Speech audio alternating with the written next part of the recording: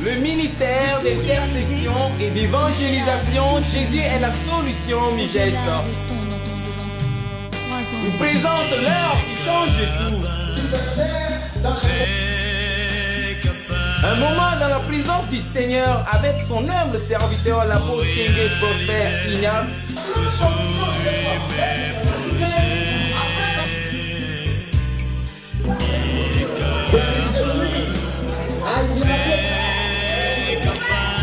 Destiné à l'enseignement, la guérison, la délivrance et les bénédictions divines.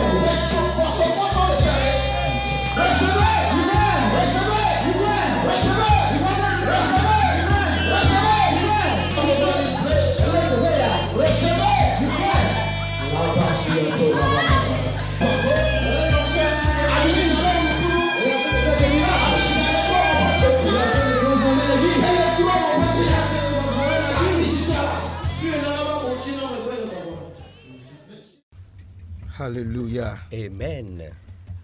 Je vous salue dans le précieux et beau nom du Seigneur Jésus-Christ. Et nous sommes très heureux de vous savoir nombreux et en train de suivre notre émission, l'heure qui change tout.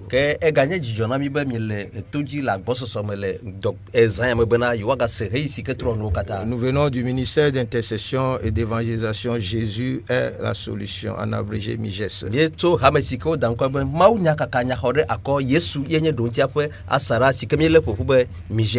Et au micro, votre humble serviteur, l'apôtre Prospère Ignace Tengue. Alléluia. Prions le Seigneur.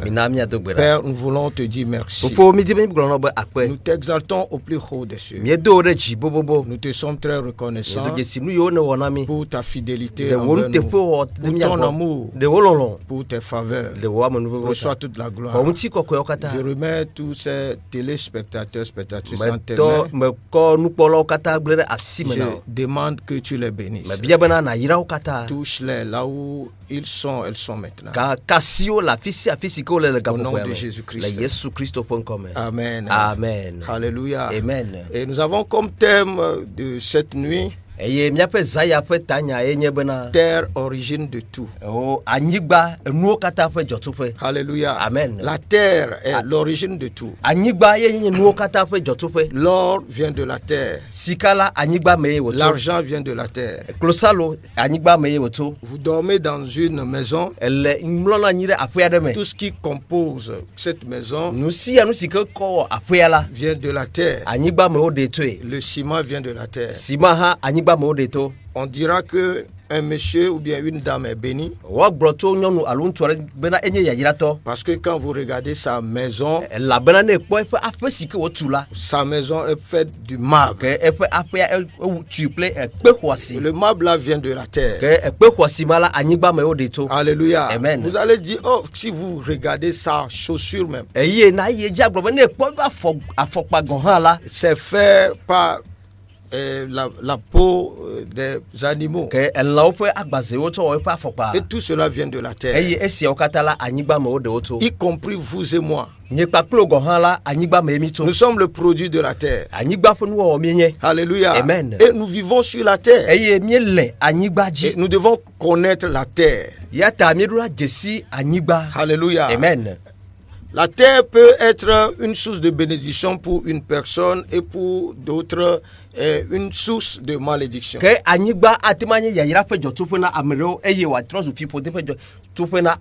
Ça dépend de ce qu'on a dit sur la terre, ce que la terre a reçu. Et ce soir, nous voulons parler d'un monsieur immensement riche dans la Bible. Et sa génération. Il s'agit d'Abraham. Dans le livre de Genèse au chapitre 13, le verset 2, la Bible nous dit Abraham était très riche en troupeaux, en argent et en or. Voyez, la terre est une source minière. Nous avons des ressources animalières, des ressources agricoles. Et on nous dit dans le livre d'Apocalypse que les routes du ciel sont pavées d'or. Mais en réalité, l'or du ciel est destiné aux gens qui sont là-bas. Mais vous et moi, nous sommes sur la terre. Et Dieu a prévu tout pour nous. Ce qu'il nous faut de réussir, de vivre dans l'aisance. Dieu nous a légué tout cela. Et le conteneur de toutes ces choses est la terre. Y compris notre corps humain vient de la terre. Alléluia. Amen. Praise the Lord. Hallelujah. Donc, ce qui faisait la gloire d'Abraham était l'or, l'argent et ses troupeaux. Et toutes ces choses viennent de la terre. Bien-aimés, nous attendons souvent dire la personne là, Dieu l'a bénie. En réalité, qu'est-ce que cela veut dire? La bénédiction ne tombe jamais du ciel. Puisque nous avons besoin, avec nous sur la terre. En réalité, la personne qui est bénie simplement est quoi? Dieu a béni la terre. Cette personne-là, et tout ce que la terre renferme est entre la main de la personne. Et on dit la terre lui est favorable. Mais pour une autre personne, tout ce qu'il touche, ne marche pas. On dira la terre lui est défavorable. Mais toi qui me regardes, je décrète et je proclame que vous allez élever la tête. Vous allez réussir. Alléluia. Amen. Praise the Lord. Hallelujah. Nous allons lire quelque chose dans le livre de Genèse chapitre 26. Genèse 26. Nous allons lire le verset 12. Alléluia. Amen. La parole de Dieu dit Isaac sema dans ce pays et il recueillit cette année le centuple car l'Éternel le bénit. Donc quand vous allez du verset 1 au 6e, la Bible dit il y avait une famine dans le pays outre la première famine qui eut lieu du temps d'Abraham.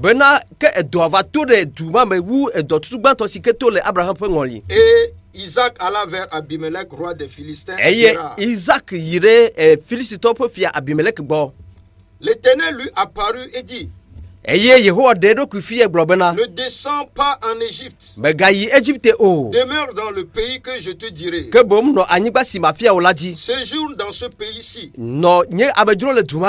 Je serai avec toi et je te bénirai, car je donnerai toutes ces contrées à toi et à ta postérité. Et je tiendrai le serment que j'ai fait à Abraham ton père. Je multiplierai ta postérité comme les étoiles du ciel. Je donnerai à ta postérité toutes ces contrées. Et toutes les nations de la terre seront bénies en ta postérité. Parce que Abraham a obéi à ma voix et qu'il a observé mes ordres, mes commandements, mes statuts et mes lois. Et Isaac resta à Guérar.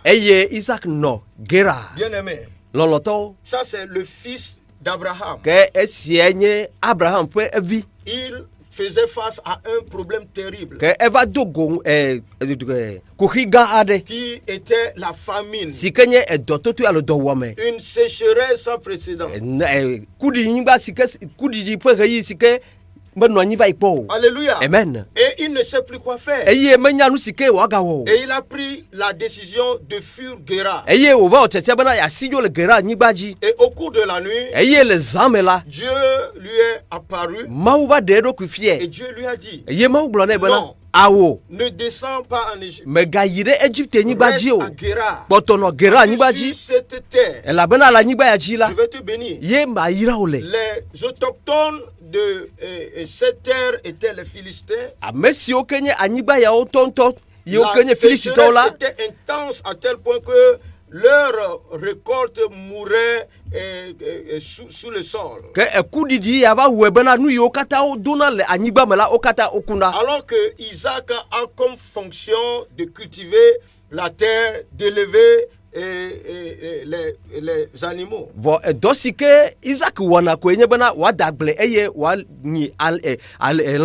Lui-même a dit: comment je vais faire, comment je vais vivre. Nous arrivons des fois à la croisée des chemins comme ça dans la vie, où nous ne savons plus quoi faire. Bien-aimé, une chose, Dieu m'envoie vous dire que il est le Dieu des temps et des saisons. Alléluia. Amen. Il dit: vous connaîtrez la vérité et la vérité vous affranchira. Bien-aimé, quel qu'en soit ce que vous traversez, tout problème a une solution. Quel qu'en soit le nom donné à ce problème, Dieu a la solution. Alléluia. Amen. Donc cet enfant ne savait quoi faire. Mais quand il a écouté la voix de Dieu, il est resté à Guérar. Il a semé. Et la Bible dit: cette année-là, il a fait des centuples de récoltes. Au même moment, les autochtones pleuraient, les autochtones lamentaient. Alléluia. Amen. Isaac élevait la tête. Isaac vivait dans l'abondance à cause de ce que son papa a fait. Oh, alléluia. Amen. Quel est le secret qui est l'abondance d'Isaac au temps de sécheresse? Quel est son secret? Dans le livre de Genèse chapitre 12, le verset 4 à 7, la parole de Dieu nous dit: Abraham partit comme l'Éternel le lui avait dit, et Lot partit avec lui. Abraham était âgé de 75 ans lorsqu'il sortit de Charan. Abraham prit Sarai, sa femme, et Lot, fils de son frère, avec tous les biens qu'ils possédaient et les serviteurs qu'ils avaient acquis à Charan. Ils partirent pour aller dans le pays de Canaan et ils arrivèrent au pays de Canaan. Abraham parcourut le pays jusqu'au lieu nommé Sichem, jusqu'aux chênes de Morée. Les Cananéens étaient alors dans le pays. Alors, l'Éternel apparut à Abraham et dit: je donnerai ce pays à ta postérité. Et Abraham bâtit là un autel à l'Éternel qui lui était apparu. Bien-aimé, c'est ici le secret d'Isaac. Donc, son papa a obéi à la voix de Dieu. Et cela a plu au Seigneur. Et il a tissé une alliance générationnelle avec lui.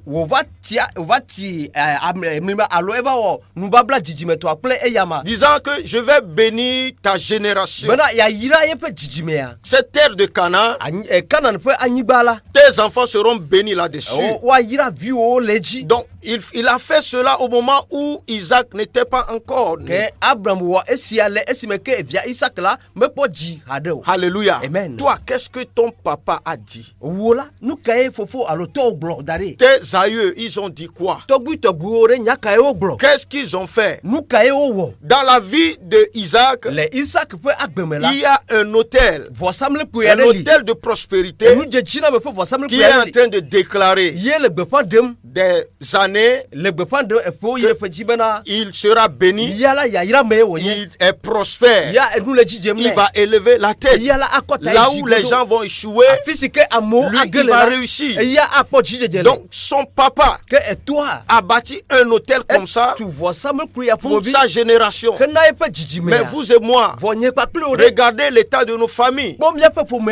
Le livre de l'Exode chapitre 20, Dieu nous dit là-bas qu'il est un Dieu jaloux qui punit l'iniquité des pères sur les enfants de 3e jusqu'à la 4e génération de ceux qui le haïssent. Alléluia. Amen. Nos aïeux, ils ont amené les autres dieux dans la famille. Et selon le livre de Psaume chapitre 11, le verset 3, la parole de Dieu dit que quand les fondements sont renversés, le juste, que fera-t-il? Elle a bien pointer le juste. Vous êtes juste, vous êtes né de nouveau, vous parlez en langue, vous dîmez, vous faites des offrandes. Mais il dit quand votre fondement est renversé, qu'est-ce que tu vas faire? Tu ne peux rien faire. Les gens disent que Jésus-Christ a tout accompli, c'est fini. Mais vous devez régénérer votre terre. Qu'est-ce que la terre de votre papa est en train de dire? Qu'est-ce que la terre de votre maison est en train de dire sur vous? Certaines maisons disent mort prématuré, célibat, non achevé dans la vie. Alléluia. Amen. Mais je déclare que toi qui nous regardes, ton cas sera différent. Ton cas sera différent. Parce que le Seigneur est à bord de faire des miracles. Et cette semaine, ce jeudi et ce dimanche, chez nous à Miges, nous allons traiter avec tous ces soucis. Oh, alléluia. Amen. Bien-aimé, donc son papa a tracé une bonne voie pour lui de réussir dans la vie. Alléluia. Amen. Le livre d'Ézéchiel chapitre 18, le verset 2, la parole de Dieu dit: pourquoi dites-vous ce proverbe dans le pays d'Israël? Les pères ont mangé des raisins verts et les dents des enfants en ont été agacées. Quand ils ont pris cette chaise ancestrale, vous n'êtes pas né encore, mais c'est dans la famille. Et cela est contre les ordonnances de Dieu. Il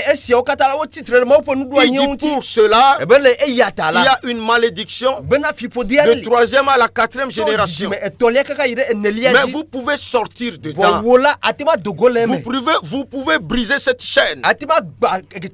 Alléluia. Amen. Vous avez un travail à faire. Et c'est cette semaine. Alléluia. Amen. Le Seigneur va faire de grandes choses. Vous voyez, sur une même portion de terre, certaines personnes échouaient et d'autres réussissent. Vous arrivez à dire que nous avons fait les mêmes études, nantis des mêmes diplômes, mais l'un travaille et l'autre ne travaille pas. Pourquoi tout cela? Parce qu'il y a un autel maléfique. La terre a reçu un message, une sentence pour lutter contre les gens. Quand nous voyons l'exemple de Caïn, alléluia, amen. L'exemple de Caïn dans le livre de Genèse chapitre 4, le verset 10 à 12.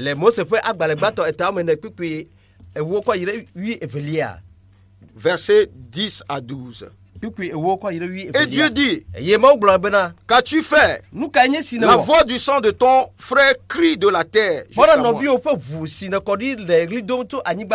Maintenant tu seras maudit de la terre qui a ouvert sa bouche pour recevoir de ta main le sang de ton frère.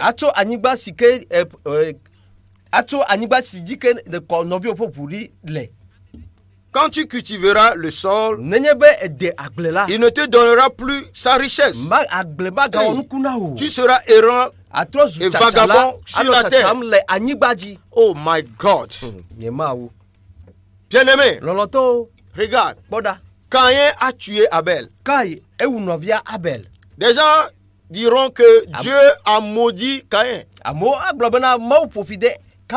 Bien sûr, Dieu l'a maudit. Mais qu'est-ce que Dieu a maudit pour lui? Dieu a maudit la terre pour Caïn. Alléluia. Amen. La terre a reçu une sentence de persécuter Caïn, de lutter contre lui. La terre va crier qu'il ne sera jamais prospère. Il ne va pas réussir. Donc tout ce qu'il va faire, il va rencontrer des galères. Bien aimé, c'est ça l'image de plusieurs personnes. Nous sommes issus des familles comme ça, qui ont gâté la terre pour nous. Mais nous pouvons faire la différence. Parce que le livre de Osée 2, 23 dit quoi? Il dit: Dieu exauce les cieux. Les cieux exaucent la terre. La terre exauce l'huile, le blé, le mou. Et tout cela exauce Israël. Quand un féticheur ou bien une personne méchante va faire une libation, si vous dites que vous êtes chrétien et vous ne traitez pas avec cela, il va mettre les bâtons entre vos roues. Alléluia. C'est ça qui arrive. Des gens souffrent sans connaître la source, l'origine de leur problème. Beaucoup de problèmes de l'homme viennent de la terre. Ce que les gens disent, la terre enregistre. Dans le livre de Jérémie Chapitre 22, le verset 29. Jérémie va maudire Konia. On n'a pas appelé Konia de venir, viens, je vais te maudire. Ou bien un féticheur, ou bien une personne qui veut faire du mal ne va jamais venir te dire, viens, je vais te tuer. Non. Ils font ces pratiques sur la terre. Ils s'étaient tournés vers la terre. Dit terre. Écoute la parole de l'Éternel. Inscrivez cet homme comme privé d'enfants. Un homme dont les jours ne seront jamais prospères. Nul de ses descendants ne réussira à s'asseoir sur le trône de David et à régner. Il sera stérile. Donc ils ont donné une sentence à la terre. Et la terre a traité avec lui. Si la terre peut faire ça négativement, tu peux programmer aussi cela. C'est ça nous allons faire cette semaine. Je m'en fous de ce qu'on a dit sur toi. Alléluia. Une chose que je sais est que cette semaine est votre semaine de restauration. Une semaine où Dieu va vous visiter. Je vous assure, cette malédiction ne va plus persister parce que c'est sa fin. Cette maladie héréditaire là, ça va vous laisser. Ce foyer sera restauré. Vous allez élever la tête encore. Alléluia. Qu'est-ce que ta terre a reçu?